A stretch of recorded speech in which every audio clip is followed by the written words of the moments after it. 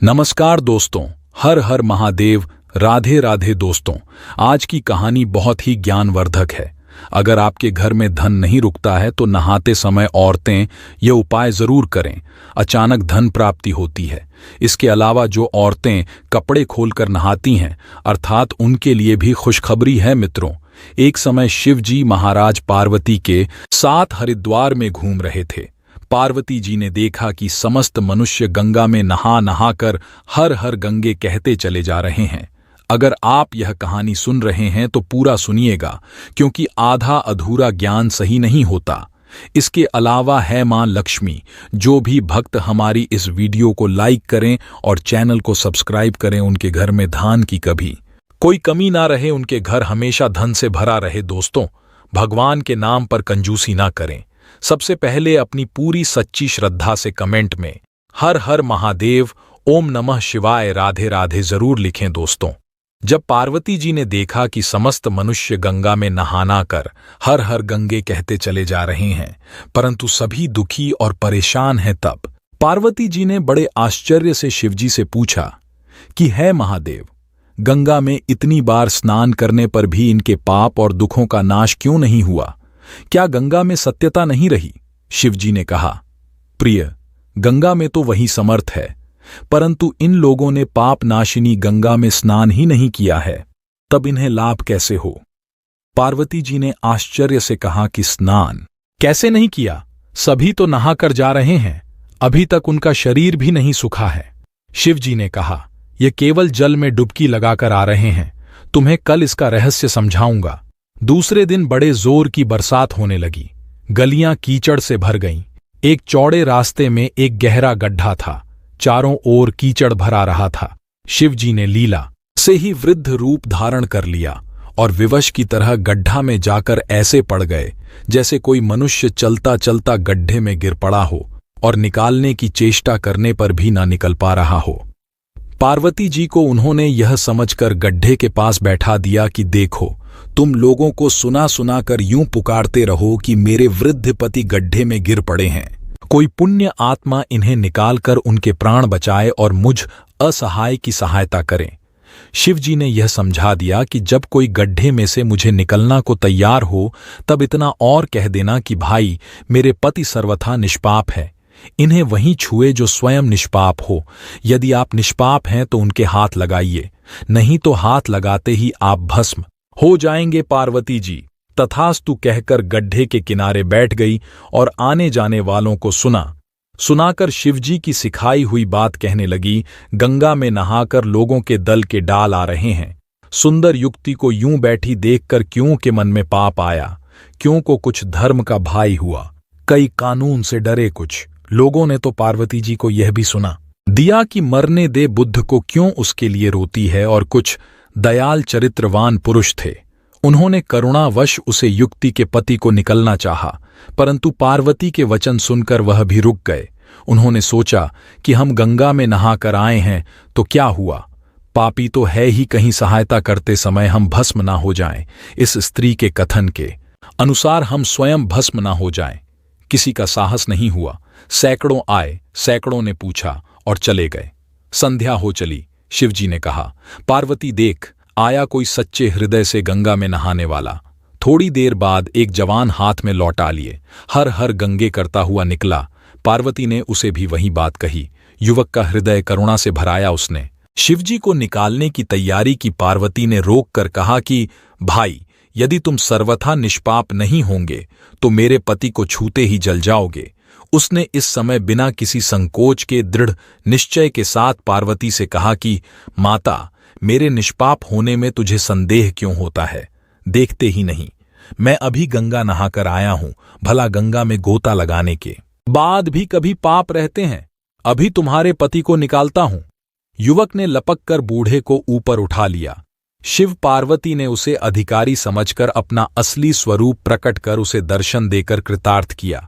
शिवजी ने पार्वती से कहा कि इतने लोगों में से इस एक ने ही गंगा स्नान किया है, इसी दृष्टांत के अनुसार जो लोग बिना श्रद्धा और विश्वास के केवल डैम के लिए गंगा स्नान करते हैं उन्हें वास्तविक फल नहीं मिलता, परंतु इसका यह मतलब नहीं कि गंगा स्नान व्यर्थ जाता है।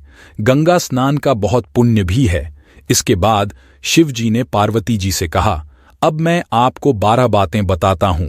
जो भी मनुष्य इन 12 बातों को नहाते समय ध्यान में रखता है वह कभी भी दुखी नहीं रहता है। उसके घर में मां लक्ष्मी का वास हो जाता है, उसके घर में अपार धन आता है, घर में कभी भी लड़ाई झगड़ा नहीं होते हैं। उसके पूरे परिवार में बातें बता दीजिए। इसके बाद भगवान शिव उन बातों को बताना शुरू कर देते हैं और माता पार्वती बहुत ध्यान से सुनने लगती है। दोस्तों, यह 12 बातें आप लोग भी बिल्कुल ध्यान से सुना।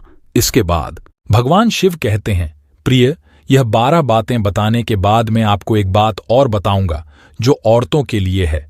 जो औरतें कपड़े खोलकर स्नान करती हैं उनके लिए यह बात बहुत ही महत्वपूर्ण है। तो पार्वती जी, इस बात को आप बहुत ही ध्यान से सुना। तभी शिवजी अपनी वाणी को शुरू कर और बताने लगते हैं। दोस्तों, शिवजी कहते हैं, स्नान करने से शरीर निरोगी रहता है और मन प्रसन्न रहता है। नहाने से चेहरे की क्रांति और शारीरिक आकर्षण में भी बढ़ोतरी होती है। अगर इस नित्य कर्म के दौरान कुछ बातों का ध्यान रखा जाए तो आध्यात्मिक से भी ज्यादा लाभ पाया जा सकता है। नहाने के क्रम में जिन बातों का ख्याल जरूरी रखा जाना चाहिए, अब उन बातों के बारे में बताने जा रहा हूं। प्रिय, आप इन बातों को बिल्कुल ध्यान से सुना।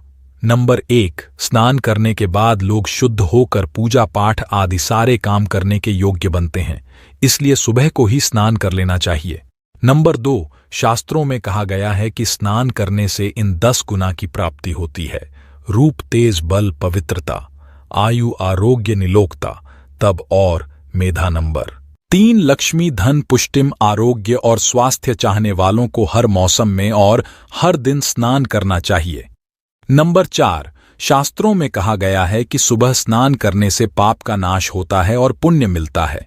ऐसा कहा गया है कि सुबह नहाने वालों के पास नकारात्मक शक्तियां नहीं भटकती, इसीलिए सुबह स्नान करना ही उचित है। बीमारी की हालत में सर के नीचे से ही स्नान करना चाहिए।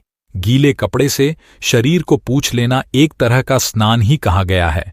नंबर 6, सुबह की लालिमा चढ़ने से पहले ही स्नान कर लेना श्रेष्ठ माना गया है। नंबर 7, तेल लगाकर और शरीर को बाहर मलमल कर नदी में नहाना चाहिए। इसकी जगह नदी से बाहर निकलकर तट पर ही शरीर साफ करके तब नदी में डुबकी लगाना उचित है। नंबर 8, जिन घाटों पर कपड़े धोने जाते हैं वहां का जल अपवित्र माना गया है, इसलिए वहां से कुछ दूर हटकर ही नहाना चाहिए। नंबर 9, नदी में 11 या 21 डुबकियां लगाना अच्छा बताया गया है। नंबर 10, पवित्र नदियों में कपड़े नहीं निचोड़ने चाहिए। नदी में किसी तरह की गंदगी नहीं बहानी चाहिए। नंबर 11, नल की तुलना में झरने का पानी झरने से ज्यादा, नदी का पानी नदी के पानी से, किसी तीर्थ का जल तीर्थ के जल से गंगा जल अधिक श्रेष्ठ माना गया है। नंबर 12, गंगा माता का कथन है कि स्नान करते वक्त चाहे जो भी मेरा स्मरण करेगा मैं वहां के जाल में आ जाऊंगी। इसके बाद शिव जी ने कहा, अब मैं आपको औरतों के बारे में बताता हूं जो औरतें कपड़े खोलकर स्नान करती हैं। शिव जी ने कहा, हिंदू धर्म शास्त्रों में हर एक चीज के लिए कुछ नियम बनाए गए हैं। इन नियमों में से एक है स्नान को लेकर की गई बातें। ऐसा माना जाता है कि आम व्यक्ति को शास्त्रों के नियमों का पालन जरूर करना चाहिए, जिससे घर की सुख समृद्धि बनी रहती है और खुशहाली आती है। साथ में अपार धन बरसता है, माता लक्ष्मी प्रसन्न होती है। दरअसल हमारे शास्त्रों में ऐसी कई बातें लिखी गई हैं जिनके हम पालन सदियों से करते चले आ रहे हैं, लेकिन उसके कर्म के बारे में अभी भी पूरी जानकारी नहीं है। ऐसे ही नियमों में से एक है निर्वस्त्र स्नान करना। आपने अक्सर घर के पदों को ऐसा कहते सुना होगा कि कभी भी स्नान बिना कपड़ों के, यानी कथाओं की बात करें तो निर्वस्त्र स्नान की मनाही का एक सबसे बड़ा कारण कृष्ण जी के समय से जुड़ा है। पौराणिक कथाओं के अनुसार एक बार जब गोपिकाएं सरोवर में स्नान कर रही थीं और वह निर्वस्त्र थी, उसे समय बाल कृष्ण ने गोपियों के सभी वस्त्र छुपा दिए। उसे समय जब कृष्ण जी ने उनके वस्त्र छुपा लिए और गोपियों ने अपने वस्त्र वापस लेने की प्रार्थना की, कहीं भी बिना वस्त्र धारण किया स्नान नहीं करना चाहिए। इससे जल के देवता वरुण का अपमान होता है, इसलिए आपको निर्वस्त्र स्नान न करने की सलाह दी जाती है। अगर आप नहाते समय यह सोचते हैं कि बंद कमरे में कोई आपको नहीं देख रहा है तो ऐसा गलत है, क्योंकि ईश्वर आपको हर स्थान पर देखते हैं। यदि आप निर्वस्त्र होकर स्नान कर रहे हैं तो यह मुख्य रूप से जल के देवता वरुण का अपमान करने जैसा होता है। निर्वस्त्र स्नान से आपको पाप लग सकता है और आर्थिक और शारीरिक नुकसान पहुंच सकते हैं। तो आपके शरीर में नकारात्मक ऊर्जा प्रवेश करती है और आपकी मानसिकता भी नकारात्मक।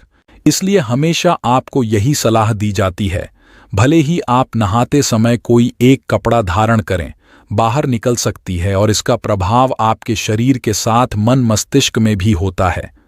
गरुड़ पुराण के अनुसार जब आप स्नान करते हैं तब आपके पितृ यानी अमित पूर्वज आपके आसपास मौजूद होते हैं। यदि आप निर्वस्त्र स्नान करते हैं तो आपको पितृदोष लग सकता है। ऐसे स्नान करने से आपके पितरों को तृप्ति नहीं मिलती है और यह घर में पितृदोष का कारण बन सकता है, और यह शरीर से गिरने वाले जल को ग्रहण करते हैं जिनसे उनकी तृप्ति होती है। निर्वस्त्र स्नान करने से पिता अतिरिक्त नाराज होते हैं, जिनसे व्यक्ति का तेज बल, धन और सुख नष्ट होता है। इसलिए कभी भी निर्वस्त्र होकर स्नान नहीं करना चाहिए। पुराने समय के अनुसार नहाने वाला पानी पूर्वजों के हिस्से जाता है और निर्वस्त्र होकर नहाने से इसे पितरों के समक्ष बिना कपड़ों के नहाना माना जाता है। शास्त्रों में ऐसी मान्यता है कि यदि कोई निर्वस्त्र स्नान करता है तो माता लक्ष्मी उससे रूठ सकती है। इससे आपकी कुंडली में धन हानि के योग्य बन सकते हैं और आपकी आर्थिक स्थिति खराब हो सकती है। इन्हीं कर्म से आपको निर्वस्त्र स्नान न करने की सलाह दी जाती है और शास्त्रों में भी इस बात की मनाही है। दोस्तों, हमारा यह चैनल प्राचीन आस्थाओं पर आधारित है। अगर आप भी इन अवस्थाओं में विश्वास रखते हैं तो इस चैनल गॉड्स की महिमा को अभी सब्सक्राइब करें, जिससे हमारी आने वाली समस्त वीडियो की जानकारी आपको प्राप्त हो सके। और वीडियो को लाइक, शेयर करें और कमेंट में हर हर महादेव लिखना ना भूलें। धन्यवाद।